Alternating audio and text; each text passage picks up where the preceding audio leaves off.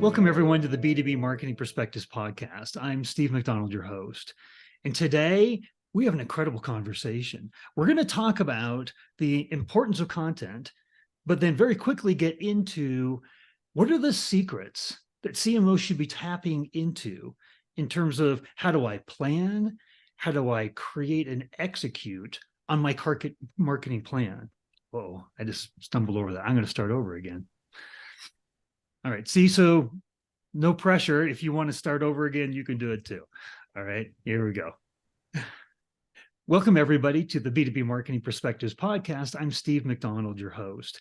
And today we have on Elizabeth Irvine. And Elizabeth is an expert. She not only worked at Gartner, and she did all the marketing for the marketing advisory team at Gartner. She's the VP of marketing at MarketMuse.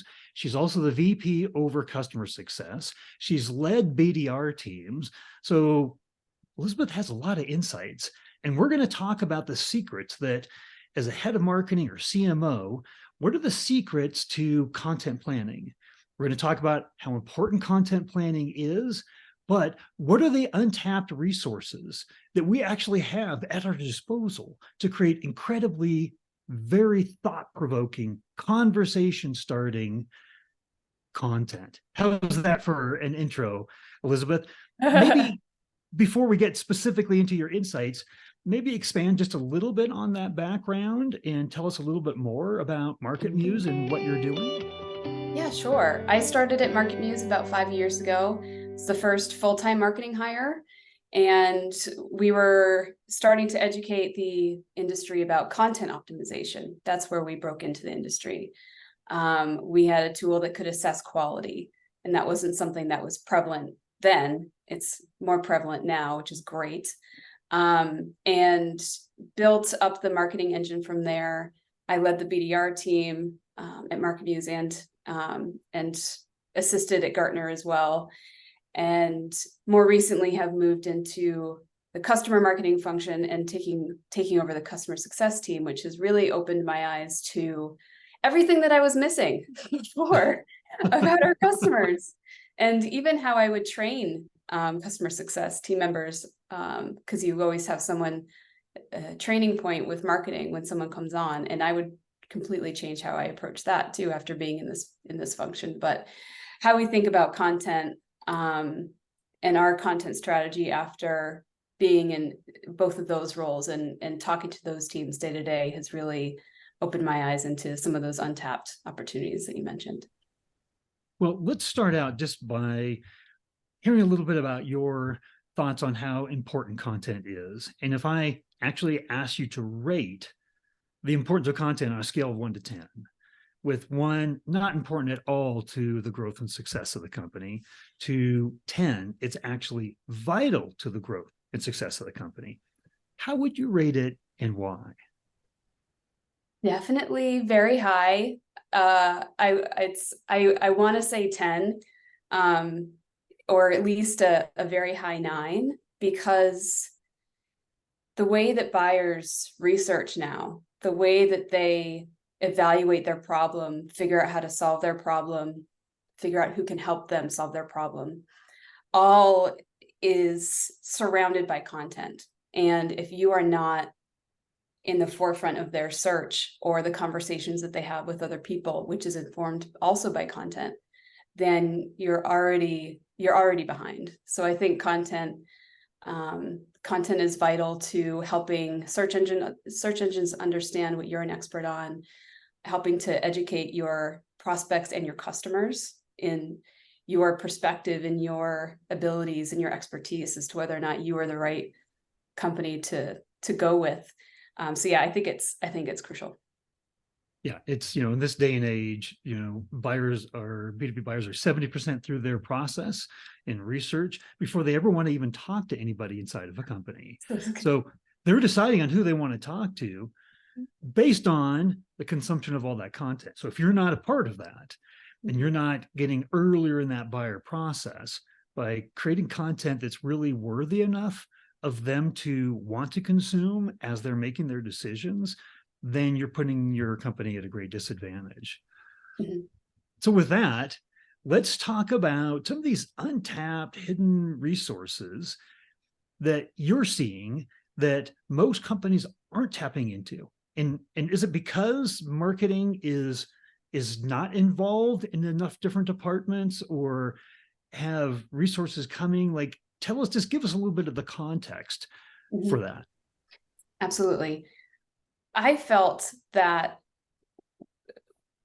we were not siloed at MarketMuse. I felt that we had good collaboration. There was a lot of information sharing. And we worked hard. We worked hard on that because we did identify where things were siloed, and we worked to break those down. When I moved into leading the CS team, and listening to onboarding calls and answering customer emails and helping to build the account reviews, all of the nitty gritty, I realized how much I was missing out on on the marketing side, because we would typically ask, what are customers asking? Who would be great for a case study? Are there any, testimonials, the typical stuff that you would want to use to help add credibility to your site or to marketing materials. But what I found after being in these calls is there's so much that can be used from those conversations that stays in those conversations, because your day is full of conversations and your brain can only process that for a certain amount of time. And when you're in a meeting that's outside of that and someone's asking you, what are people asking? It's not top of mind. It's hard to pull that out without being in the moment. And luckily we have things like call recordings that have gotten very, very advanced. Gong recently, we use Gong, and they recently released an update, and their outline and action item view is incredible. So that's making that a lot easier. But even if that's accessible and really clear to customer facing teams, it's not always easy for marketers to get access to, depending on the setup, depending on access to those programs. And so we are looking at that kind of content, to see what people are asking that we're not answering. And sometimes more importantly, how are they phrasing it? Sometimes we as team members are so close to our product. There's internal nomenclature and really advanced terminology that sometimes spills out into our content that for more early stage buyers, they're disconnected to, because it's too complicated. It's too far away from what they're facing right now.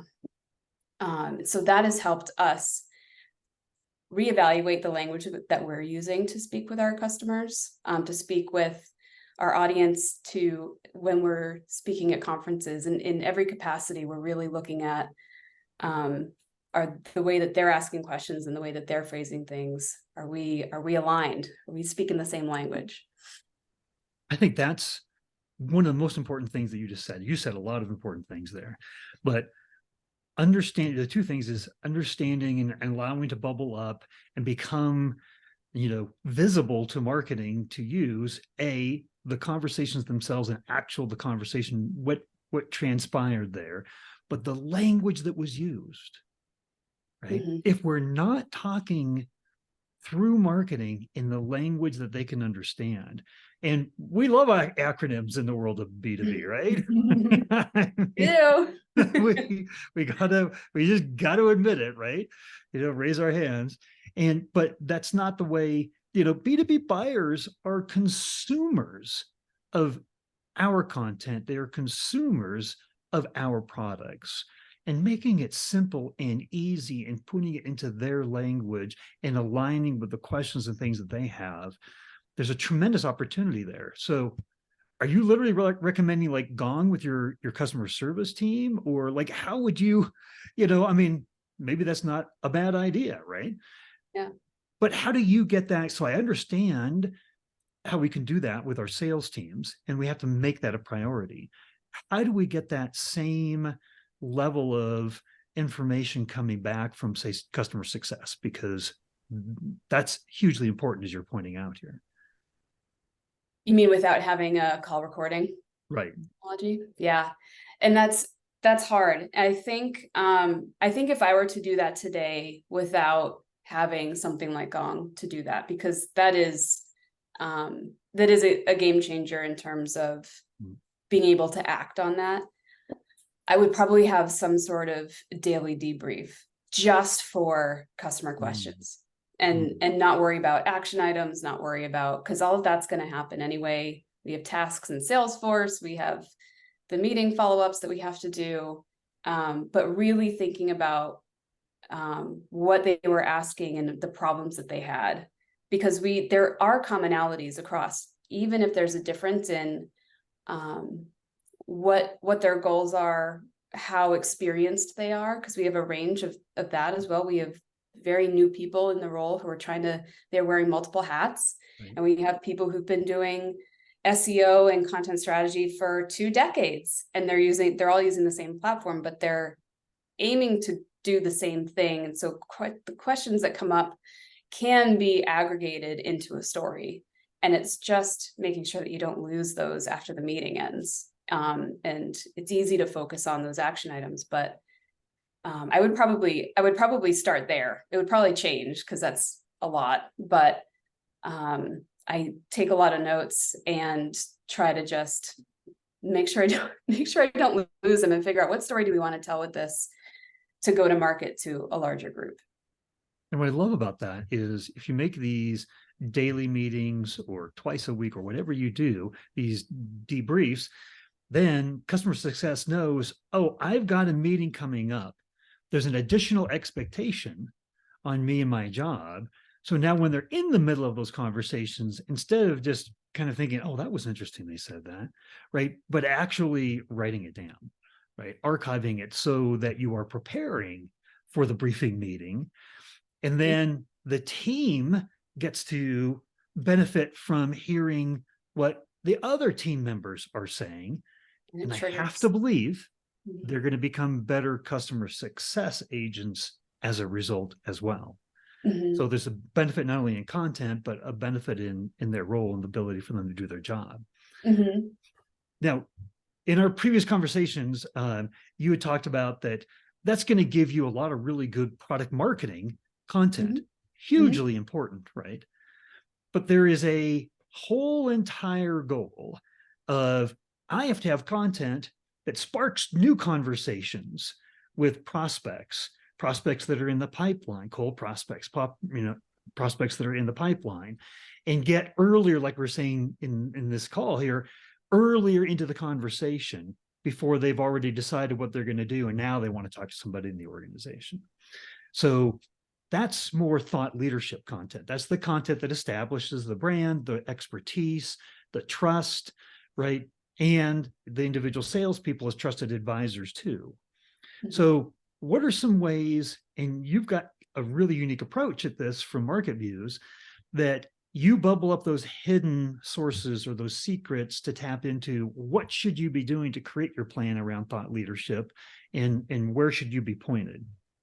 Yeah, I have a couple of things I can share there. So it is hard not to talk about MarketMuse, because we at a high level assess your website and can tell you where you're showing Google that you're an expert and where you're not. And sometimes where you're showing you're an expert doesn't match where you want to focus on, maybe because of historical content, previous content plans.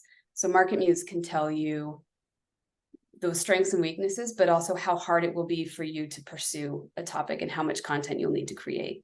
So it makes deciding where to focus your time a lot easier.